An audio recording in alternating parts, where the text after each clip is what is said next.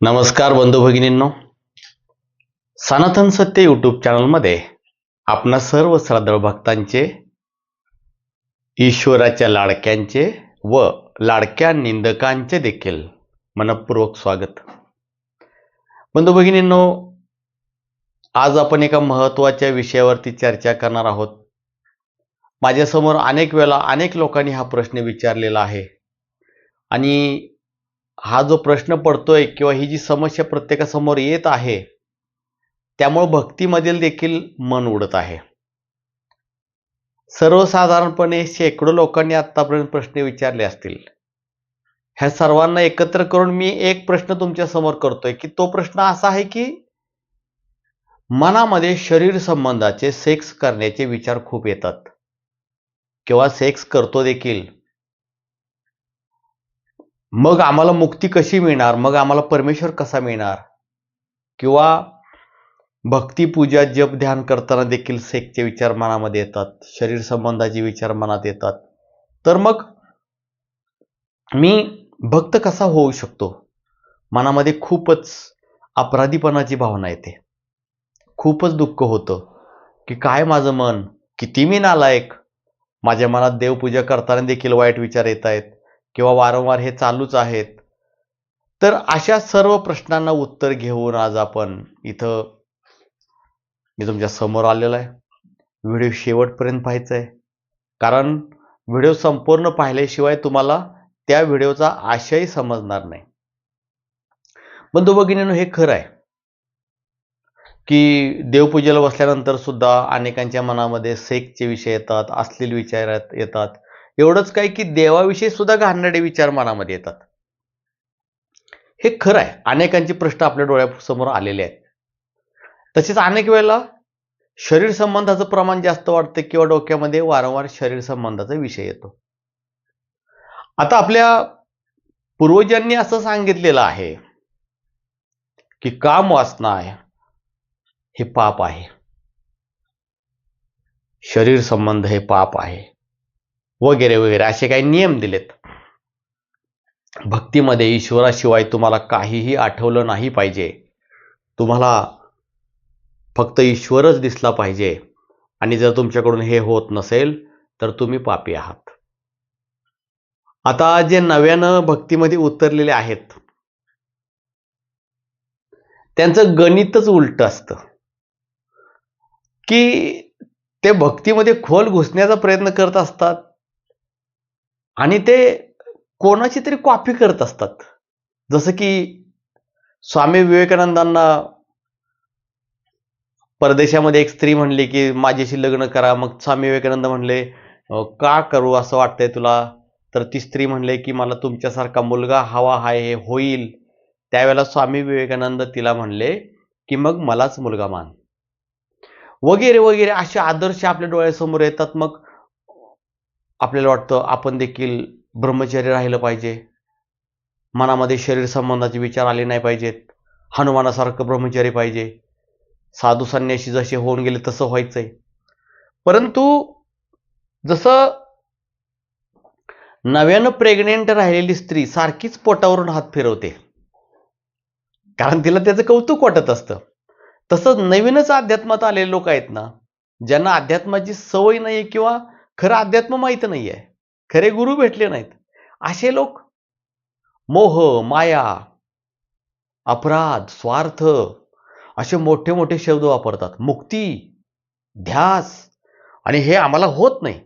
मग आपण ग्रंथ वाचतो किंवा काही मालिका पाहतो देवाच्या आणि आपल्याला देखील वाटतं तसंच पाहिजे, आता गुरूंसाठी डोळा काढून देऊ का काय? परंतु मी आपणा सर्वांना हे सांगू इच्छितो, अरे बाबांनो, तुमचं लग्न झालंय, तुम्हाला 2-3 मुलं आहेत, तुमची पत्नी आहे, तुम्ही संसार करताय आणि अपेक्षा करताय की मनामध्ये शरीर संबंधाचे सेक्सचे विचार आले नाही पाहिजेत. हा मूर्खपणा कोठून आला?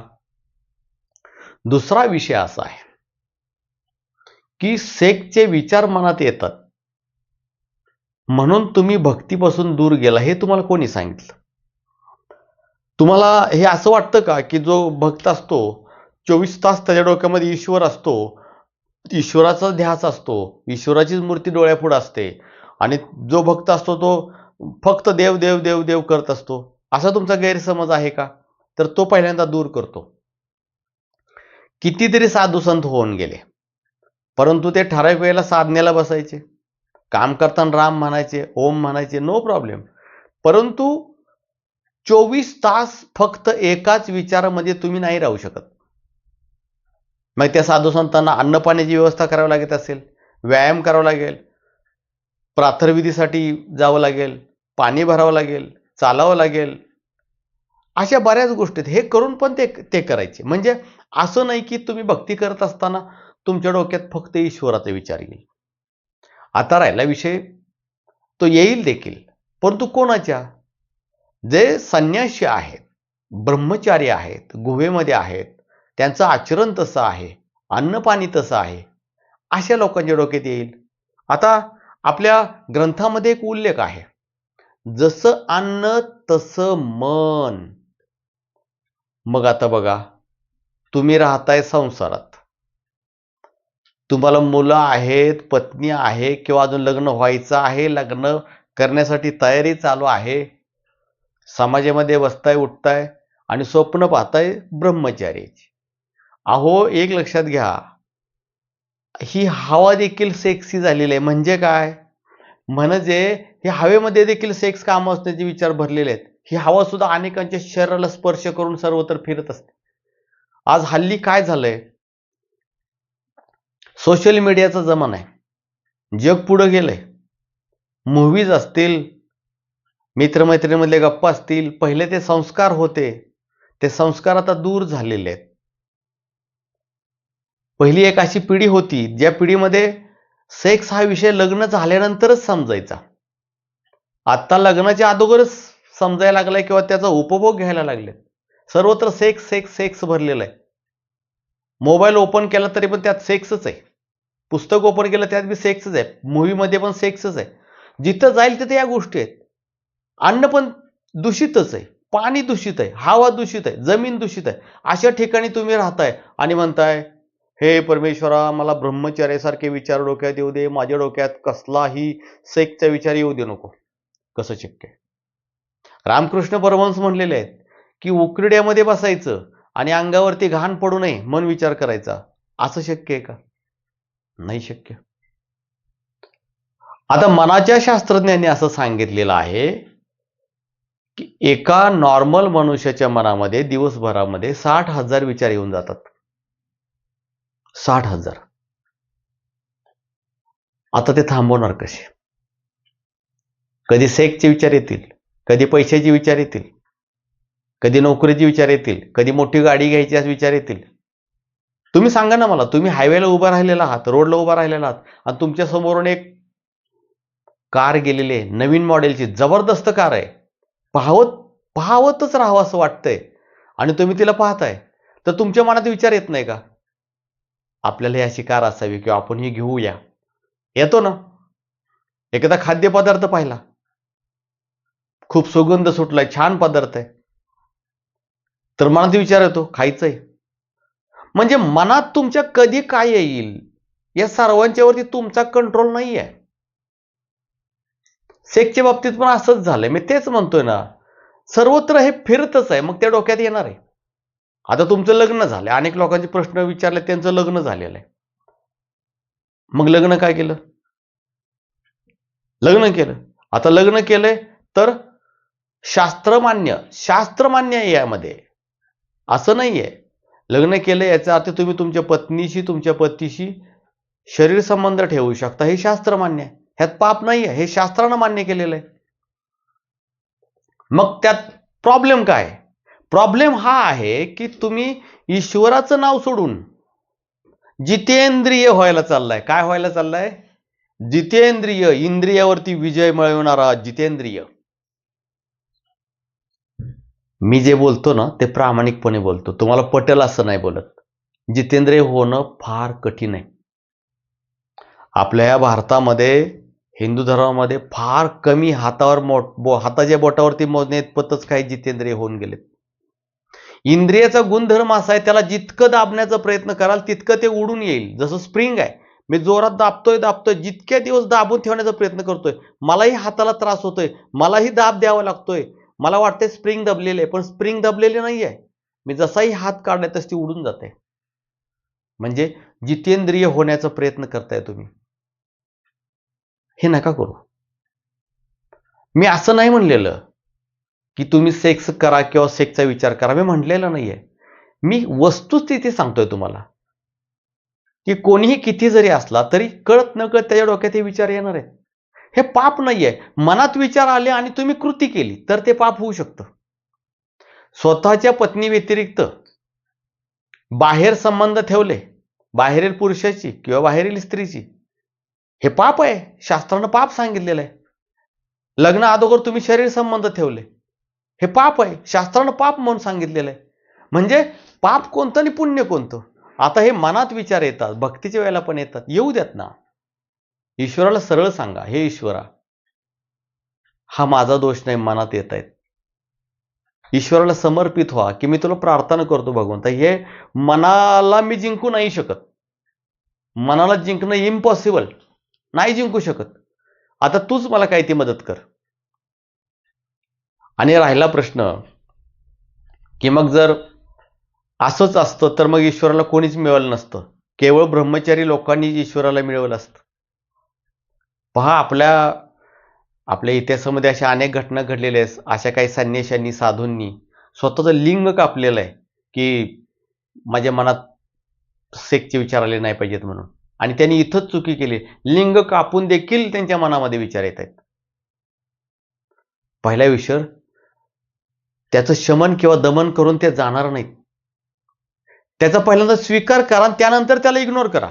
आहेच, हा माझ्या शरीराचा अविभाज्य घटक आहे. ईश्वरानं तुम्हाला पंचेंद्रिय दिलेले आहेत. प्रत्येक इंद्रिय आपलं काम करत असतं आणि ते थांबत नाही. या सर्वांच्या मध्ये सेक्सची भावना ही अति तीव्र असते आणि म्हणून शास्त्रामध्ये सांगितलेलं आहे की त्याच्यावरती कंट्रोल करा किंवा ती कमी करण्याचा प्रयत्न करा. आपली जेवढी पण इंद्रिय आहेत त्यांना कितीही द्या, थोड्या वेळाने त्यांना पुन्हा पाहिजे. आज सेक्स केला तर लगेच उद्या परवा पाहिजेच. आज सकाळी जेवण केलं तर संध्याकाळी पुन्हा जेवण पाहिजे. पाणी पिलं तर पुन्हा पाणी पाहिजे. झोपलं तर पुन्हा झोप हवी आहे. म्हणजे इंद्रिय कधी संतुष्ट होत नाहीत. परंतु संतुष्ट होत नाहीत म्हणून त्यांना तुम्ही भूक लागल्यानंतर अन्न तर द्यावं लागेलच. अशाच अनेक प्रकारच्या गोष्टी आहेत की त्याचं दमनही करू नका, शमनही करू नका, त्याला इग्नोर करा. मी माझ्याजवळची एक पद्धत तुम्हाला सांगतो की असे ठराविक काही एक दोन लोक आहेत ज्यांनी दुसऱ्याची इस्टेट खाऊन लोबाडून एक विडा उचललाय की माझी निंदा करायची. आता अनेक वेळा निंदा करायची, तर मग मी काय करतो, कोणत्याही पातळीवर जाऊन ते निंदा करतात. किंवा तुम्ही पाहिलं असेल माझ्या युट्यूबमध्ये कोणताही व्हिडिओ असेल, मी कोणाच्या निंदेला उत्तर देत नाही किंवा कोणाला शिव्या शाप देत नाही, वाईट बोलत नाही. निंदेला उत्तर देण्याची माझी पद्धत आहे. त्या निंदकाला शिव्या पण द्यायचे नाही, शांत पण बसायचं नाही, इग्नोर करायचं. म्हणजे इग्नोर केल्यानंतर त्याला जबरदस्त उत्तर मिळतं. बघा, रस्त्यानं तुम्ही चाललाय, एखाद्या कुत्र्यानं रस्त्याच्या कडेला संडास केलेले, मग काय तुम्ही त्याचे फोटो काढत बसता का त्या संडासचे, का तिथे जाऊन बसता? नाहीये, इग्नोर करता. संडास आहे, चल फुट. सेक्सच्या बाबतीत पण तुम्हाला हेच करावं लागेल. तुम्ही जसं जसं इग्नोर करत जाल तसं त्यातून बाहेर पडत जाल. त्याचबरोबर अजून एक नियम आहे की 24 तास भक्तीमध्ये लीन होऊ शकत नाही. अनेक विचार येत राहतात, परंतु ते कृतीचं रूप नाही दिलं त्याला तर मग पाप होऊ शकत नाही. दुसरा विषय पहा, तुम्ही ड्रायव्हर पाहिलाय, गाडी चालवणारा स्टेअरिंग, तो ड्रायव्हिंग करत असताना आपल्या मित्रांशी बोलत असतो, म्युझिक ऐकत असतो, सिगारेटही ओढत असतो, आजूबाजूला पाहती असतो आणि गाडीही चालवत असतो. हे सर्व करत असताना देखील त्याचं सर्व लक्ष गाडी चालवण्यावरती असतं, कुठं ऍक्सिडेंट होऊ नये यावरती. अध्यात्माची गाडी किंवा जीवनाची गाडी चालवताना देखील हे करावं लागेल. जीवनामध्ये ह्या गोष्टी येतील जातील, परंतु आपलं स्ट्रॉंग लक्ष ठेवावं लागेल परमेश्वरावरती. परमेश्वरा, सेक्स, अन्न पाणी हे मी प्रत्येक जन्मामध्ये केलेलं आहे. या जन्मात करणं ही अपरिहार्य आहे, ते करत आहे. शरीराचं काम शरीर करू जाणं, इंद्रियाचं काम इंद्रिय करू जाणं. मी तर तुझ्या चरणी लीन आहे, मी तर तुझा दास आहे. याला इग्नोर करणं म्हणायचं. दुसरा विषय, एक इच्छा सेक्सची तुम्हाला त्रास देत आहे, तर त्याच्यापेक्षा मोठी इच्छा तुमच्या मनात घालावी लागेल. आता तुम्ही म्हणाल म्हणजे काय? म्हणजे तुमचा गुडघा दुखतोय, खूप दुखतोय, मग तुमचं लक्ष सर्व गुडघ्यावरती आहे आणि मी हातोडा घेतला आणि तुमच्या खांद्यावरती मोठ्यांदा मारला, तर आता तुमचं लक्ष कुठं जाईल? आता तुमचं लक्ष गुडघ्यावर नाही जाणार, आता खांद्यावरती जाईल. तसं सेक्सच्या इच्छांचा त्रास होतोय, याचं मूळ कारण परमेश्वराच्या चरणी तुम्ही तसं लीन झालेलं नाही झालेला. जर परमेश्वराच्या चरणी लीन न झाला तर दुसरा कुठला विचार येण्याचा प्रश्नच कुठे येतो, आणि आला तर तुम्ही त्याला महत्त्व देणार नाही. त्यामुळं महत्त्वाचा विषय समजून घ्या. मूळ उद्देशापासून बाजूला जाऊ नका. मूळ उद्देश काय आपला? परमेश्वर. आणि सेक्स केला म्हणून परमेश्वर मिळत नाही, हे मूर्खपणाचं लक्षण आहे. संत तुकाराम महाराजांचं लग्न झालं होतं, एकनाथ महाराजांचं लग्न झालं होतं. ही फार मोठी लिस्ट आहे. परमेश्वर प्राप्त लोकांचं सुद्धा लग्न झालेलं होतं, त्यांना मुलं होती. मग त्यांना परमेश्वर मिळाला का? तर मिळाला. परमेश्वर हा शरीराचा विषय नसून मनाचा विषय आहे. आता मनामध्ये सेक्सचा विचार आता येऊ दे ना, त्याच्यापेक्षा मोठी इच्छा मनामध्ये आली पाहिजे, म्हणजे सर्व लक्ष भगवंताच्या चरणी लीन झालं पाहिजे. आपण प्रवास करत असतो, आपल्याला मुंबईला जायचंय, सातारहून मुंबईला चाललोय, आपण एसटी मध्ये बसलोय. एसटी मध्ये बसल्यानंतर आपल्याला माहिती आहे की मी तिकीट काढलेलं मुंबईला बसलो, ही गाडी मुंबईला जाणार, संपला विषय.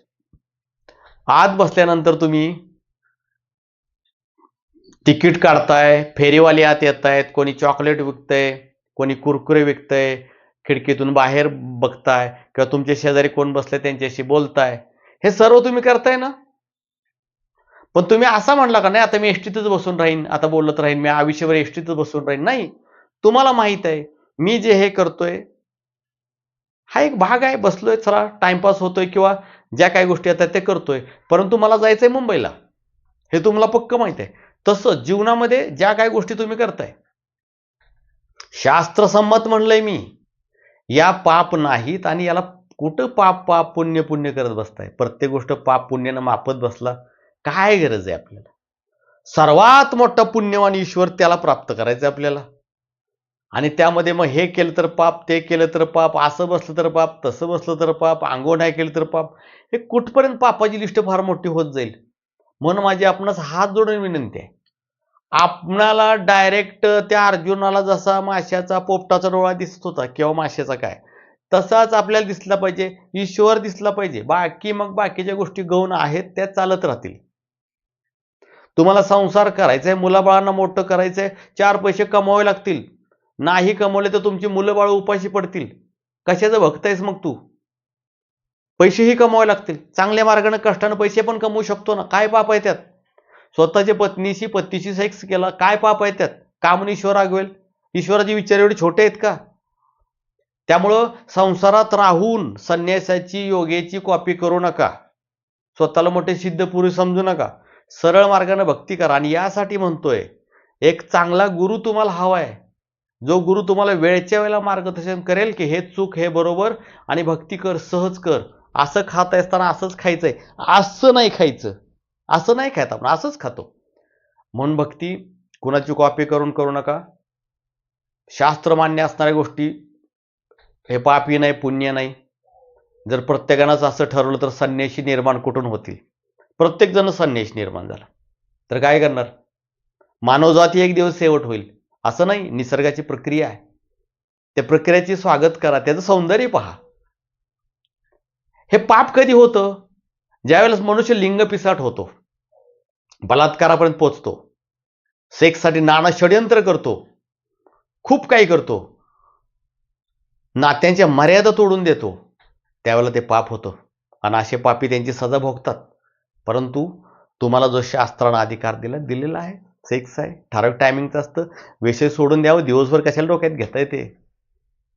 झोपायच्या वेळेला झोपायचं, उठायच्या वेळेला उठायचं, जेवायच्या वेळेला जेवायचं, भक्ती करायच्या वेळेला भक्ती करायचं, सहज जीवन जगा, आनंदी जीवन जगा. एवढाच माझा संदेश होता. त्यासाठी मला काही कठोर शब्द वापरावे लागले असतील, परंतु तुम्हाला ज्ञान देणं यासाठी हे शब्द वापरलेले आहेत. कृपया याचा चुकीचा अर्थ वापरू नका. जय आदिशक्ती.